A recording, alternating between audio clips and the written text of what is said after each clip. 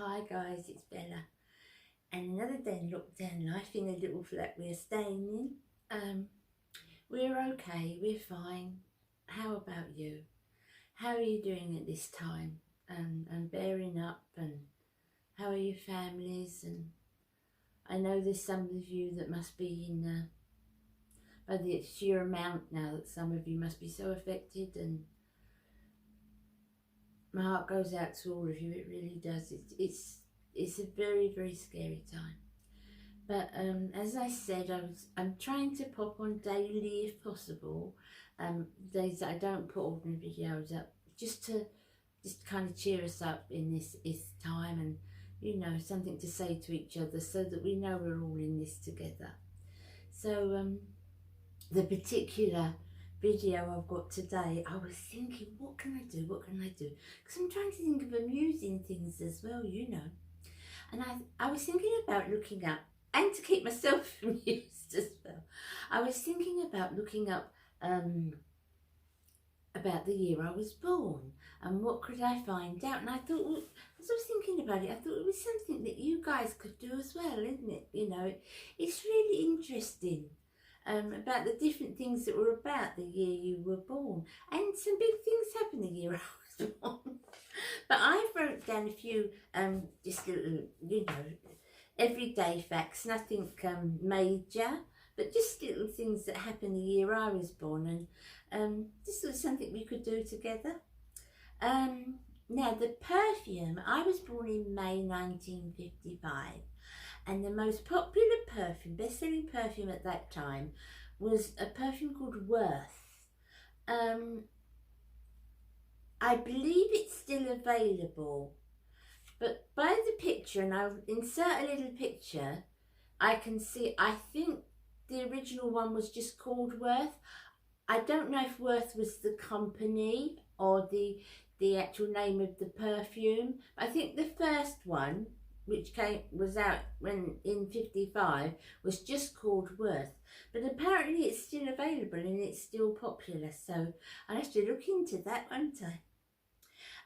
Now the second thing I put down was the magazine, the most popular magazine at the time. And it was a magazine called Life. I remember my mum having this. I haven't seen it here.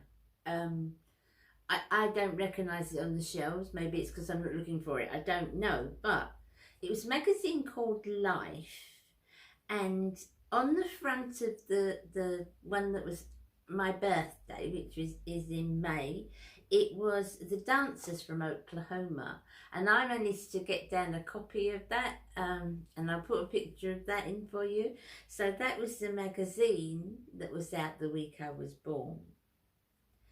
And the book, the most popular book that came out that particular time, and I've never read this, guys, and it's The Catcher in the Rye. I have never ever read it. I've heard about it, who hasn't, but I've never read it, so I'm going to try and make a point of reading that, not just because it was the year I was born, but because it's kind of a nudge really, that these books are out there, these classics that I've never even thought of reading, and that's particularly one of them, so I'm going to try that one. So that's Catcher in the Rye. I think they've made umpteen films on it. And I'll look a little bit more up. It's something for me to do, That's what I was thinking, we could do this, and you could do it for yourself as well and share it if you wanted to. But Catcher in the Rye was the book. This fashion, oh my goodness, this made me smile. It was these great big skirts. Now, when I was little, I remember, very small, I remember my mum having these skirts. And we had those great big wooden wardrobes, those really like carved, everybody had them like carved, big spaces inside wardrobes. My mum had about 4 of these sort of going out dresses inside, and some skirts inside the wardrobe. Well, about 4 or 5 took half the wardrobe up because they were like, massive. They had all tulle. The top was the material, and then underneath was layers of tulle to keep it that sort of out. I remember when I was little and I was naughty, I remember my favourite place to hide, which my mother soon caught on to, so it didn't last long, was I got in the wardrobe and climbed under the skirt because they were so big it used to come practically to the bottom of the floor of the wardrobe. So yeah, I used to get inside, try to pull the door shut, hide under the skirt. My mum, but I always left a little bit open at the door. My mum soon found that, and that came to an end mighty quick. But when I saw the picture of the skirts, I remember doing that. Next thing was makeup. What was the most famous makeup? I've never heard of this, guys. So, May 1955, it was something called Love Pat, and it was by Revlon. I'll put the picture in, and apparently it looks like kind of thicker cream makeup. It looks like pan stick but in a compact. It looks like that, like you dab it on. But when I was looking at the adverts, because I was going through some adverts for it, and it was saying don't worry with powder, girls, powder ages us. 65 years ago, powder ages us, girls. We need to use this cream, and it looks so thick, it looks like Dermablend, they're really thick. But it was called Love Pat by Revlon. Never heard of it, guys. Have you heard of it? The most famous food, or the best-selling food in 1955, in May 55, and I can understand this, was corned beef. Now, I thought, corned beef?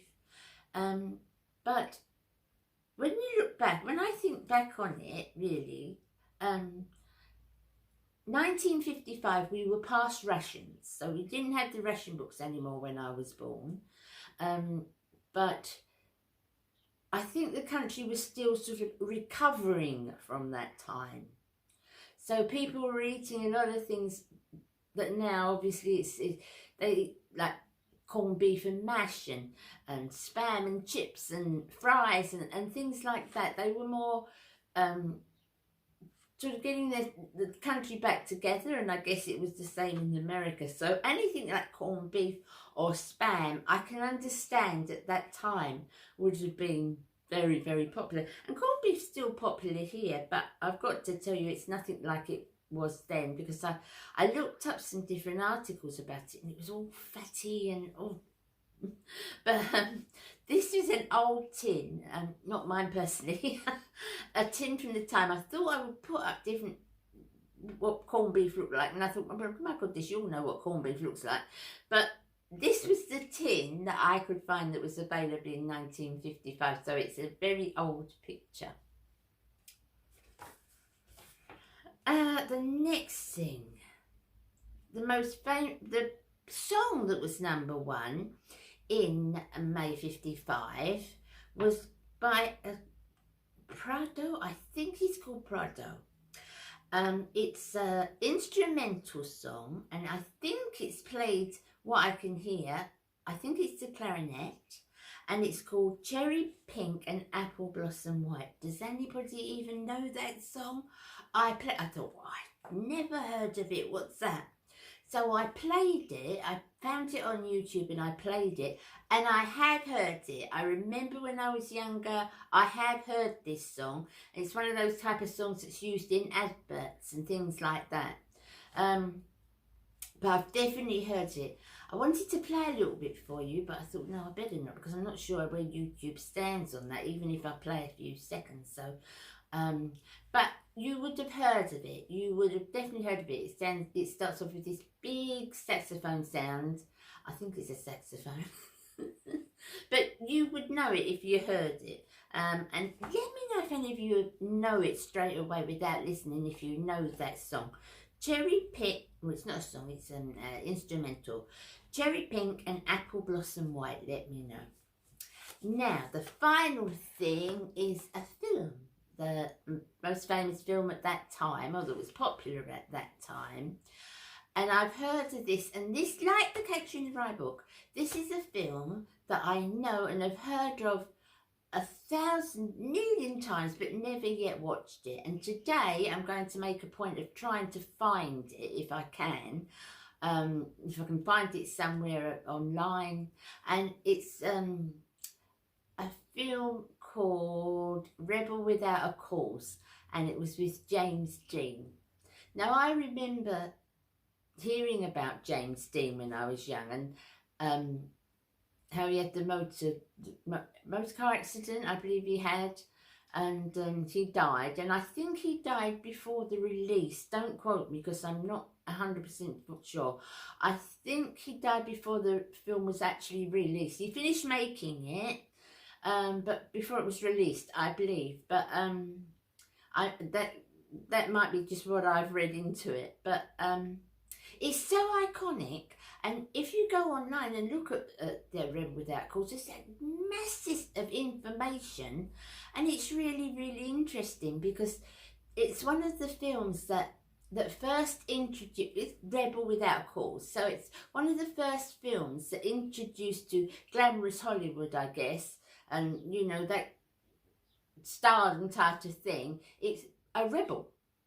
How teenagers were and how teenagers could be rebellious and troublesome, you know. And I think it was one of the first of its kind to actually represent the teenagers like that. And I've got to see it because it really sounds like the sort of thing I'd be interested in. And other films with James Dean as well. So it's just little things that I found out. And, you know, it's like, oh, I'll look into that, I'll look into that.